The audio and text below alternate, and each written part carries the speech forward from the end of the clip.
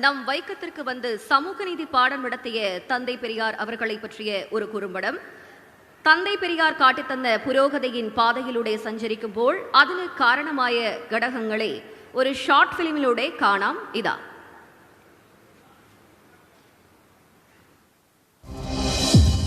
100 ஆண்டுகளுக்கு முன்பு கோட்டயம் மாவட்டம் வைக்கம் மகாதேவர் கோவில் இருந்த தெருவில் உழைக்கும் அடித்தட்டு மக்கள் நடக்க அனுமதி கிடையாது. கோவிலை தாண்டி செல்ல வேண்டும் என்றால் 2-3 ஃபர்லாங் தூரம் சுற்றித்தான் செல்ல வேண்டும். மாதவன் என்னும் வழக்கறிஞர் வழக்காடுவதற்காக நீதிமன்றத்துக்கு சென்று கொண்டிருந்தார். நீதிமன்றம் அரண்மனைக்குள் இருந்தது. ராஜாவின் பிறந்த நாள் என்பதால் அரண்மனையில் பந்தல் போட்டு வைத்திருந்தார்கள். நீதிமன்றமும் பந்தலுக்குள் அகப்பட்டுக் கொண்டது. யாருக்கும் எதற்கும் அசைந்து கொடுக்காத விஷ விருட்சங்களாக வளர்ந்து நின்ற சாதியும் மதமும் மாதவனுக்கு அனுமதியை மறுத்தது. நீதியை நெருங்குவதை தீண்டாமை தடுத்து நின்றது. மாதவன் விடவில்லை. அண்ணல் காந்தியடிகளின் ஆலோசனையில் தலைவர்கள் காங்கிரஸ் கட்சியுடன் 1924ஆம் வருடம் மார்ச் 30 அன்று தெருவுக்குள் நுழையும் சத்தியாகிரக போராட்டத்தை தொடங்கினார்கள். உயர் சாதியினரும் விடவில்லை. வைக்கம் போராட்டத்திற்கு எதிரான இயக்கத்தை உருவாக்கினர். காவலர்கள் போட்டிருந்த தடுப்பை கூட நெருங்க விடாமல் போராட்டக்காரர்களை தடுத்தார்கள், மிரட்டினார்கள். கண்ணிருந்தால் தானே பாதை தெரியும் என சுண்ணாம்பு நீரை கண்ணில் வீசி பார்வையை பறித்தார்கள். போராட்டம் தளராமல் தொடர அரசனுக்கு மூக்கு வியர்த்தது. T K. Madhavan, Kesava Menon, George Joseph என 19 தலைவர்களையும் கைது செய்தார். போராட்டத்தை வழிநடத்த தலைமை இல்லை. சிறையில் அடைப்பட்ட தலைவர்களுக்கும் வேறு வழியில்லை. காங்கிரஸ் கமிட்டிக்கு கடிதம் எழுதினார்கள். நீங்கள் வந்து போராட்டத்திற்கு உயிரூட்ட வேண்டும், இல்லை என்றால் அரசரிடம் மன்னிப்பு கேட்டு போராட்டத்தை கைவிட வேண்டிய நிலைக்கு தள்ளப்படுவோம் என்றது கடிதம். போராட்டத்தை தாங்கி பிடிக்க இரும்பு கரமே வந்தது. சாதிக்கும் தீண்டாமைக்கும் எதிராக எந்த சமரசமும் இன்றி போராட்டத்தை தொடர புறப்பட்டார் தந்தை பெரியார். வைக்கம் போராட்டத்தை சமூக போராட்டமாக மக்களிடம் கொண்டு போய் சேர்த்தார். கோவில் தெருவில் ஆடு நடக்கலாம், மாடு நடக்கலாம், மனுஷங்க நடக்க முடியாதா என்று கேட்டார். ஊர் ஊராக சென்று பிரச்சாரம் செய்தார். பெரியாரின் ஒவ்வொரு பேச்சும் வெடிகுண்டாக வெடித்து ஆதிக்க சாதிகளை அசைத்தது. மக்கள் கூட்டம் ஒன்று சேர்ந்தது. கலகலத்து போனது திருவிதாங்கூர் சமஸ்தானம். பெரியார் பேசுவதற்கு நீதிமன்றம் தடை விதித்தது. தங்கள் உத்தரவுக்கு மதிப்பளிக்க முடியாமைக்கு வருந்துகிறேன் என பெரியார் பதிலடி கொடுத்தார். கைதும் செய்யப்பட்டார். 1 மாதம் சிறையில் இருந்து திரும்பிய பெரியார் மறுபடியும் வைக்கம் சென்றார். மீண்டும் பிரச்சாரம், மீண்டும் சிறை. இம்முறை 4 மாத கடுங்காவல் தண்டனை. மலையை சிறை என்ன செய்துவிட முடியும்?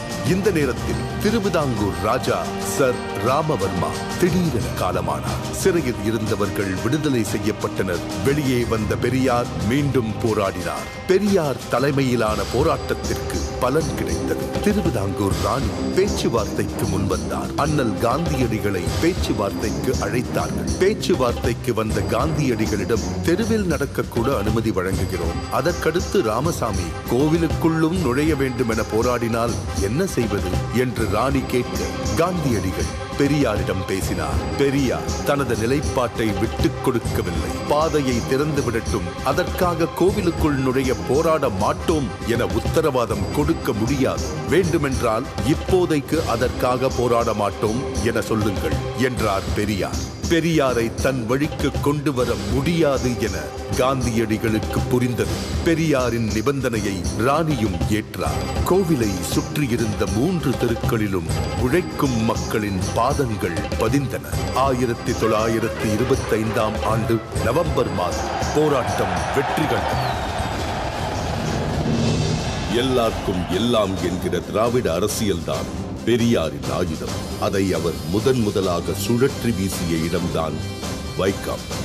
வைக்கத்தில் உள்ள அந்த தெருதான் இன்று கேரள சமத்துவத்தின் முகவரியாகவும் தமிழ்நாட்டு சமூக நீதியின் அடையாளமாகவும் புதிய இந்தியாவுக்கான ஒளியாகவும் இருக்கிறது.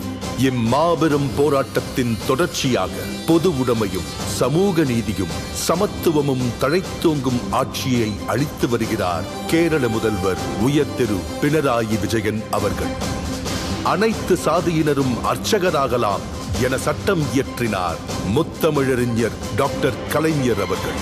அதை நடைமுறைப்படுத்தினார் தமிழ்நாடு முதல்வர் உயர் திரு மு.க. ஸ்டாலின் அவர்கள். பெரியார் வகுத்து தந்த சமூக நீதி பாதையில் வீறுநடை போடுகிறது மாண்புமிகு தமிழ்நாடு முதலமைச்சர் திரு மு.க. ஸ்டாலின் அவர்களின் தலைமையிலான சமூக நீதி காக்கும் அரசு.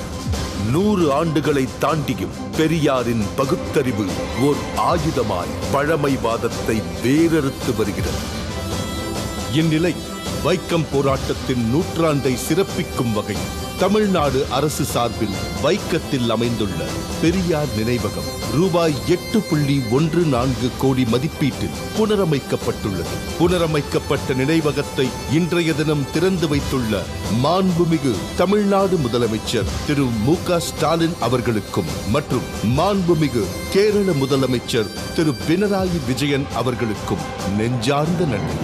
ஓர் உரிமை போராட்டத்தின் நினைவுகளை தமிழ்நாடு, கேரளா ஆகிய இரு மாநிலங்களும் இணைந்து கொண்டாடுவது சமூக நீதி பயணத்தின் முத்தான தருணம்.